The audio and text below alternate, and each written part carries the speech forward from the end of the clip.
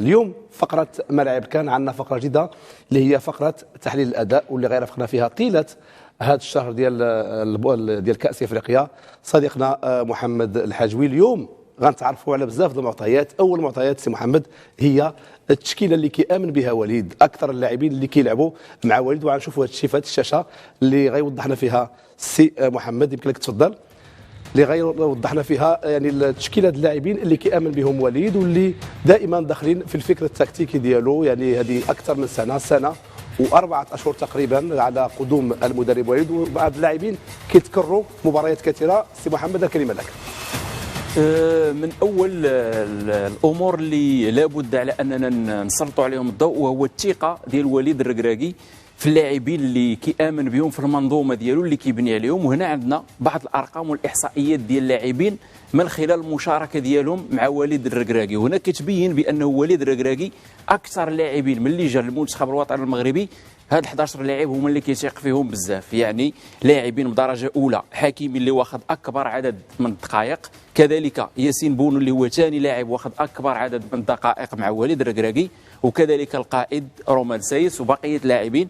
جميع الارقام ودقائق اللاعب ديالهم والمشاركه ديالهم مع المنتخب الوطني المغربي فكتوضح هادو هما اللاعبين اللي وليد الركراكي تايق فيهم. الا قلنا شي حاجه بانه وليد الركراكي عنده تشكيله في المفكره ديالو، تشكيله اللي كيتيق فيها. الاستثناء اللي ممكن انه يخلق الفارق هو الاصابه وعدم الجاهزيه ديال بعض اللاعبين.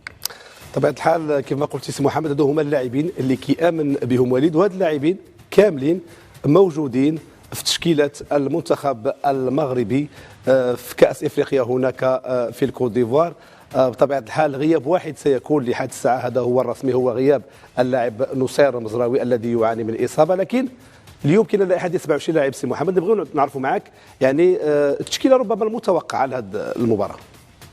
فمن طبيعه الحال وليد الركراكي في ظل اللاعبين اللي هضرنا عليهم اللي هما اكثر لاعبين كيثيق فيهم واخذين دقائق والاحصائيات فهي كتوضح مدى الاهميه ديال هاد اللاعبين في المنظومه ديال وليد. هما نفسهم اللي كانوا معنا في كاس العالم، هما نفسهم معنا في كاس افريقيا. ولدرجه الاهتمام والثقه ديال وليد الركراكي في هاد اللاعبين فشفنا بعض اللاعبين عندهم ضعف ديال التنافسيه اللي منهم سفيان بوفال حضروا معاه، وكذلك لاعب اللي عنده اصابه فتاق فيه وخلاه مع هذيك الكتيبه 11 اللي كيامن بها وليد اللي هو نصير مزراوي. ولكن لابد على اننا نديروا واحد التشكيله متوقعه حسب من طبيعه الحال الراي ديالنا مبني على معطيات اللي من خلال الشوفه ديال وليد، الثقه ديال وليد اللي غادا توضح لنا تشكيله 11 اللي ممكن انه وليد يلعب بها. واول مركز اللي نبداو به هو المركز ديال حراسه المرمى اللي اخي عبد الله كيف ما كنشاهدوا وكنعرفوا بانه ياسين بونو من الحراس اللي ماشي غير في افريقيا اللي عنده اداء كبير على المستوى ديال العالم، وخير دليل هو المنافسه ديالو مع إيدرسون كذلك كورتوا على جائزه احسن حارس في العالم. فهذا كيأكد بانه ياسين بونو غادي نعتمدوا عليه ونعولوا عليه بزاف في كاس افريقيا. هذه نمشيو اللاعبين ديال خط الدفاع، فعندنا لاعبين اللي هما في المستوى والعطاء ديالهم ثابت وكذلك الجاهزيه ديالهم كامله اللي هو اللاعب نايف اغرد. كذلك في الجهه المقابله للاعبين ديال المحور هما هادو اللي عندنا رومان سايس، عبد الكبير عبقار، شادي رياض، وكذلك يونس عبد الحميد. هنا التساؤل شنو وليد اين اللاعب اللي يقدر يثيق فيه؟ واش رومان سايس القائد ديال الفرقه او انه يعطي فرصه لاعب اخر؟ وشخصيا كنتوقع بانه الا كان سايس موجود فهو اللي غادي يبدا في المركز ديال المحور. السي محمد هنا غنقطعك اذا سمحتي. رومان سايس كانت هناك كلام ربما انهم يكون جاهز هذه المباراه، ولكن وجوده اليوم في المؤتمر الصحفي اللي يسبق المباراه يؤكد بان اللاعب جاهز. في حاله ادامه كان سايس غير حاضر يعني بدنيا، شنو هما الحلول اللي يقدر يكونوا عند وليد؟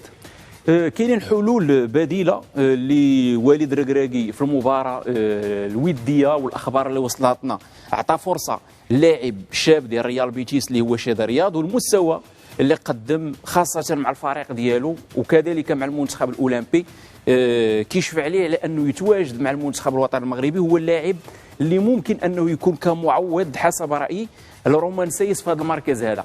كاين واحد التساؤل اللي من طبيعه الحال عند بزاف ديال الناس كيقول علاش نختاروا شادي رياض وما نقدروش نديروا تعويض بلاعب اللي حتى هو تقريبا بنفس البروفيل ديال رومان سايس اللي هو اللاعب يونس عبد الحميد. هنا هذا نقاش اللي من طبيعه الحال غادي يبقى مفتوح، ولكن حسب رايي فكنتوقع بانه شادي رياض في نظام لاعب اللي كيلعب فيه بيتيس مع بيليغريني تقريبا في منظومه دفاعيه خاصه نفس اللي كنلعبوا بها في المنتخب الوطني المغربي، بمعنى كيلعبوا بجوج ديال اللاعبين كقلب دفاع، عكس اللاعب يونس عبد الحميد اللي في الفريق ديالو في الدوري الفرنسي كيلعبوا بثلاثه ديال اللاعبين في الخط ديال المحور، هو اللي كيلعب في هذه الجهه هذه. فهنا شخصيا بنيت على انه الاقرب هو اللي يكون شادي رياض، بحكم انه كيمشي مع ذاك النظام مولف يلعب به، عكس اللاعب يونس عبد الحميد.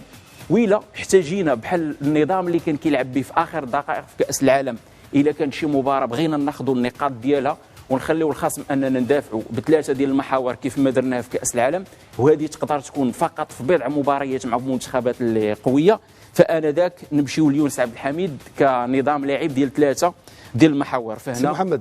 نعم اخي عبد الله. احنا دابا كنتكلموا على مباراه تنزانيا. واش مباراه تنزانيا طريقه لعب هذا المنتخب واش يمكننا في غياب، وما كنأكدوش الغياب بطبيعه الحال، احتمال فقط ديال سيس، واش رياض هو الانسب ام عبد الحميد طريقه لعب منتخب تنزانيا؟ حسب ما كتوفر عليه من امكانيات المنتخب ديال تنزانيا اللي غادي يلعب لينا تقريبا بنفس الطريقه اللي لعبنا معاهم في المباراه اللي كانت قبل، على انهم يلعبوا لينا على المرتدات والتحولات السريعه. فانسب لاعب اللي حسب رايي يكون مناسب لهذا النظام ديال اللعب هو اللاعب شادي رياض، بحكم انه حتى السرعه ديالو فممكن انه يكون اللاعب اللي يرجع في حاله الا كنا مطلعين البلوك وما نخليوش هذيك المساحه خاويه ما بين بونو وما بين المحاور، عكس يونس عبد الحميد اللاعب اللي عنده شي شويه ديال البطء مقارنه بشادي رياض. سي محمد كاين واحد الملاحظه صغيره، وان هذه مقابله رسميه، وكاين فرق ما بين مقابله رسميه ومقابله حبيه او وديه. يعني شادي رياض ما كنقلوش من القيمه ديالو كلاعب، ما كنقلوش من القيمه ديالو كمدافع اللي برز والمكانه ديالو في نادي بيتيز وعطاه واحد الاهميه كبيره، ولكن على حسب الدراسه ديالنا والمعرفه ديالنا بوليد الركراكي يعني كيلعب بالثوابت اللي كيامن بها، وهذه الثوابت هي اللي كتضمن له ان الحصانه الدفاعيه. وكنعرفوا اي مدرب اهم حاجه كيبدا فيها في التدريب هو حراسه المرمى، خط الدفاع، يعني هادو من الاساس. يعني في المنظور ديالي انا هنا كنشوف بان المدافع ولد غادي يغير وغادي يلعب بيونس محمود، هو اللي غادي يلعبوا تما كمدافع على حسب التجربه ديالو والسن ديالو، وربما هذا هو كان الاخر في المسيره ديالو. هذا اذا كان رومان سيس غائبا عن المباراه، ولا اعتقد بانه سيكون غائبا عن المباراه. وبالنسبه للتوقع ديال الاستاذ عبد اللطيف، فتوقع اللي تقريبا نقدروا نحطوه كواقع، بحكم انه البروفيل ديال سيس قريب من يونس عبد الحميد، لكن الرؤيه ديالي الشخصيه بالمتابعه ليونس عبد الحميد اللي دائما مع الفريق ديالو فرنسا كيلعبوا بخط دفاع كيتكون من ثلاثه ديال المحاور، وشادي رياض لاعب اللي عنده السرعه، زائدا لعبوا مع فريق اللي غادي يسحبنا لعنده ويلعب لنا المرتدات في حاله من طبيعه الحال الارتداد من لا تضيع لنا الهجمه. فانا شخصيا كنتوقع يكون شادي رياض في حاله من طبيعه الحال الى ما كان السيس، فإلا كان السيس موجود فربما هذا النقاش ما غاديش يكون، ما غاديكوش. فوالا نمشيو البسيط. ربما استاذ عبد الله كان ممكن السي محمد، هل تظن بان الناخب الوطني بالنسبه للتكتيك المقابلات غدا ان شاء الله باذن الله واش غيلعب يطلع له بلوك او لا غيلعب ان بلوك ميديان ولا با؟ في النظر ديالك يعني شنو التوقع ربما باش اللي غيكون في مقابلات غدا ان شاء الله؟ بالنسبه للنظام ديال اللاعب اللي من طبيعه الحال موجودين وغادي نهضروا عليه، سواء النظام ديال المنتخب الوطني المغربي والنظام ديال المنتخب ديال تنزانيا، فكتوقع شخصي وليد الركراكي غادي حسب مجريات ديال اللاعب، فمن طبيعه الحال لقاو راسنا في بعض الاحيان اللاعبين مع منتخب نص الفريق كامل يكون في نص التيران، فنفس الطريقه اللي لعبنا معهم في اخر مباراه. ففي هذه الحاله وليد الركراكي نتوقع لانه يلعب ببلوك نصف متقدم، يعني البلوك ميديوم، وهذا كتوقع من طبيعه الحال الصوره اللي تبان لنا بالوضوح الكامل ديالها هي من خلال المباراه من طبيعه الحال. سي محمد كاين واحد الملاحظه صغيره بان المنتخب المغربي ملي لعب في كاس العالم لعب نهج تكتيكي اخر، لعب ضد فرق عندها مستويات عاليه منظمه كيرجعوا للدفاع بسلاسه. اذا المقابله ديال غد غتكون مختلفه اختلافا كليا عن المقابله ديال ديال المونديال، يعني مطلوب او المفروض على المنتخب المغربي هو البطل، هو اللي خصو يفرض الشخصيه ديالو، الاسلوب. ما كنظنش بان الطريقه اللي لعب بها في المونديال هي اللي غيلعب بها غدا، لان ما نتسناوش حنايا تنزانيا تتهجم علينا عاد نعملوا رد الفعل. يعني حنا خصنا كمنتخب مغربي بالامكانيات الماديه والبشريه نكونوا حنا المبادرين. نعم. يعني النهج التكتيكي هو اللي خصو يتغير. كنظن بان اي مدرب كيغير النهج التكتيكي ديالو خلال المقابله على حسب المتطلبات، لان شفنا مره اخرى في المقابله اللي لعب مع كوت ديفوار لعب بثلاثه ديال الخطط ديال اللعب. بدا ب 4-1 في الشوط الاول، في الشوط الثاني لعب 4-3-3، وملي دخل الكعبي لعب 4-4-2، وهذه كلها فقط لقياس المستوى ديال اللاعبين، لان كنعرفوا ان اي مدرب في النهج التكتيكي ديالو راه ما كيبنيش بالافكار ديالو، ولكن بناء على المعطيات ديال اللاعبين والقدرات ديالهم الذهنيه والجسديه واش يقدروا يتحملوا داك النهج التكتيكي، اضافه الى المستوى ديال الفريق الاخر كيف الطريقه اللي يلعب بها، واش يلعب بلوك با يعني بكتله دفاعيه او كتله. وكنعرفوا بان جميع الفرق انطلاقا المقابله الاولى ديال كان الى الحد الان كلهم كيلعبوا بالنهج التكتيكي منظم جيدا، كيتراجعوا كيدافعوا ب10 بهم، وفي الهجوم كيتحولوا الى خطه هجوميه 4-3-3. دابا الهجوم كاينه في البلاطو ديال الملاعب الكان تجاه السي محمد الحاجوي، ما خليناش يكمل التشكيله المحتمله. السي محمد نمشيو للاجنحه مادام كاينه اكراد اساس في خط الدفاع بنسبه كبيره، يبقى في المدافع الايسر. احنا من طبيعه الحال كنديروا واحد التوقع، وغدا ان شاء الله نشوفوا شكون اللي اقرب للتوقع. فبالنسبه للتوقع الشخصي كنشوف بانه رومان سايس في حاله اذا كان موجود وجاهز 100% هو اللي يكون كلاعب رسمي، وفي حاله اذا ما كانش موجود كتوقعي الشخصي من طبيعه الحال فربما يكون كبديل اللي هو شادي رياض. غدا نشوفوا شكون اللي جاب اكبر عدد ديال التوقعات صح. على كل حال نمشيو للاعبين ديال الاظهره. الوضوح التام في المركز ديال اللاعب اشرف حكيمي. بالنسبه للجهه اليسرى فيحيى عطيه الله في ظل غياب بسبب الاصابه للاعب نصير مزراوي، فيحيى عطيه الله هو اللي حسب رايي غادي يكون كمدافع في الجهه اليسرى للمنتخب المغربي. اذا هنا كيكتمل الجدار الدفاعي ديال المنتخب الوطني المغربي. جوج ديال اللاعبين في المحور، ظاهر ايمن وظاهر ايسر. نمشيو دابا للاعبين ديال وسط الملعب. من اللاعبين ديال وسط الملعب الدفاعي لا واحد حتى شي واحد ما يختلف على المركز ديال اللاعب والعطاء ديال اللاعب سفيان امرابط. كذلك بالنسبه للاعبين اللي يكونوا عندنا في المركز ديال الوسط الهجومي او المركز ديال بوكس تو بوكس، عندنا جوج لاعبين اللي كنتوقع غادي يكون اللاعب عز الدين أناحي باش نستافدوا من المثلثات ديالو والانسجام ديالو في هذيك المركزيه مع اشرف حكيمي وكذلك حكيم زياش. والجهه الاخرى كنتوقع على انه يكون اللاعب سليم املاح في الجهه هذه. اخر مباراه مع المنتخب ديال تنزانيا كصوره اللاعبين اللي لعبوا في هذا المركز لعب عندنا امين حارث وكذلك لعب بلال خنوس، ولكن كان عندنا واحد السبب اللي خلى هاد اللاعبين يلعبوا والعطاء ديالهم من طبيعه الحال كان عطاء اللي مزيان. السبب اللي خلى اللاعبين انهم يلعبوا وهو كيتعلق بالغياب ديال اللاعب أناحي وكذلك الغياب ديال اللاعب سليم املاح اللي كان عندهم مشكله ديال عدم الجاهزيه.